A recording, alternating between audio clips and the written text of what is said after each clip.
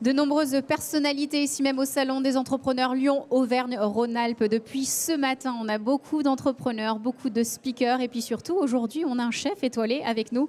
Régis Marcon, bonjour. Bonjour. Merci beaucoup de venir nous voir. Vous sortez tout juste de plénière d'ouverture. Alors je le rappelle, on le sait aussi, chef cuisinier triplement étoilé au guide Michelin. Vous avez plusieurs établissements. C'est ça aussi être chef d'entreprise. Chef en cuisine, chef aussi derrière la caisse tout simplement. On gère tout sur tous les fronts.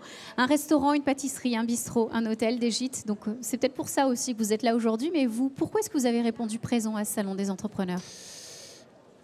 Bah, écoutez, je crois que quand on vit un métier avec passion, toute l'aventure qui m'est arrivée aussi, parce que la réussite passe aussi par la chance. Et puis on a envie de partager un peu ce plaisir, cette passion. On a envie aussi certainement peut-être de donner des conseils, voire passer des messages. C'est ce pourquoi je suis venu aujourd'hui. Et puis il y a la rencontre, pour moi c'est majeur, la rencontre avec des futurs entrepreneurs, des entrepreneurs, voire tous ceux qui gravitent autour pour nous aider, elle est importante. Alors justement, on va parler de tous ces ingrédients qui ont peut-être fait la recette de votre succès. Est-ce qu'avec le recul, vous arrivez à analyser qu'est-ce qui a marché, ce qui n'a pas marché? Et aujourd'hui, c'est les conseils que vous êtes venus apporter aux sein des entrepreneurs, mais quels sont les conseils positifs, les bonnes choses, les bons ingrédients dans votre recette du succès? Alors moi, je me méfie toujours quand on parle de succès. Parce que le succès, en fait, j'ai l'impression à chaque fois de courir un petit peu après. Parce que quand on est entrepreneur, quand on est passionné, on se projette sans arrêt finalement. Peut-être égoïstement, on ne se satisfait pas du quotidien. Alors la réussite du succès, en même temps, on imagine une entreprise. Chaque entreprise a sa petite histoire. Bon, elle est certainement un peu différente parce que se retrouver à la tête d'un petit restaurant, soit à 22 ans, c'est quand même très jeune. Hein, je ne l'imagine pas pour mes enfants qui maintenant sont un petit peu plus âgés. Et l'histoire commence à ce moment-là.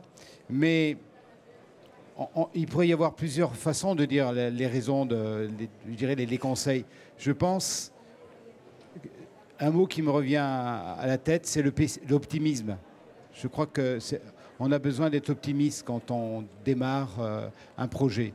Parce que l'optimisme, c'est ce qui fait que ça vous entretenez cette passion, vous vous projetez aussi, et puis surtout, c'est ce qui rejaillit autour de vous, parce qu'une entreprise, c'est jamais tout seul, c'est rare. C'est ça, on est une équipe et il faut savoir impulser la bonne énergie. Alors vous imaginez mon entreprise, on a commencé 2 avec mon épouse, et maintenant on se retrouve plus d'une centaine.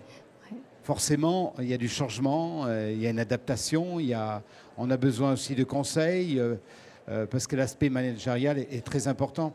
Mais voilà, c'est de se nourrir toujours de projets. Voilà, être positif et savoir s'entourer. Un autre point, vous aimez à dire que vous êtes auvergnat, rhône-alpin. Alors d'après vous, pourquoi est-ce que c'est bénéfique, cette nouvelle échelle aura qu'il y a autour de nous depuis maintenant plus d'1 an? Comme vous le savez, ce passage de 2 régions en une seule, ça n'a pas été facile pour tout le monde. Et je dirais que pour nous, c'était peut-être nous qui étions je ne dis pas les mieux bénéficiaires, mais on était déjà inscrits depuis dans nos gènes, dans cette région Rhône-Alpes-Auvergne, puisque Saint-Bonnet-le-Froid, si vous êtes dans mon restaurant, le regard, il porte sur l'Ardèche. Vous tournez le dos, vous regardez de l'autre côté du restaurant, vous avez un regard sur ce qui est administrativement l'Auvergne. Donc je suis vraiment entre les deux.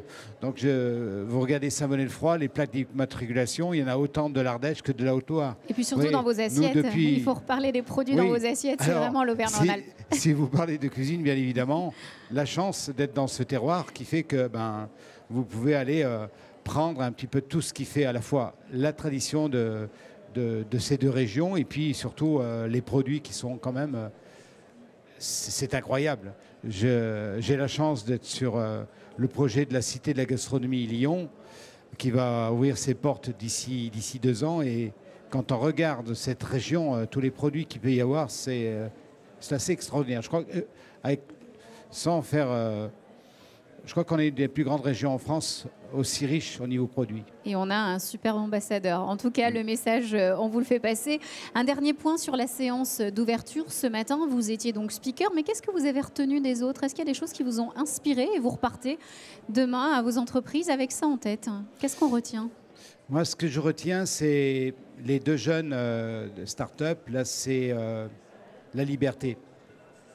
La liberté, c'est quelque chose d'extraordinaire parce que c'est ce qui fait que vous démarrez une entreprise. C'est ce qui vous donne en même temps toute l'adrénaline pour démarrer une entreprise. La bonne énergie. Et je crois que les affaires reprennent, votre téléphone sonne. Je vous laisse repartir. Merci beaucoup Régis Marcon, chef cuisinier triplement étoilé. C'est ça aussi le printemps des entrepreneurs. Les affaires ne s'arrêtent jamais. Très bon salon. Merci beaucoup. Merci.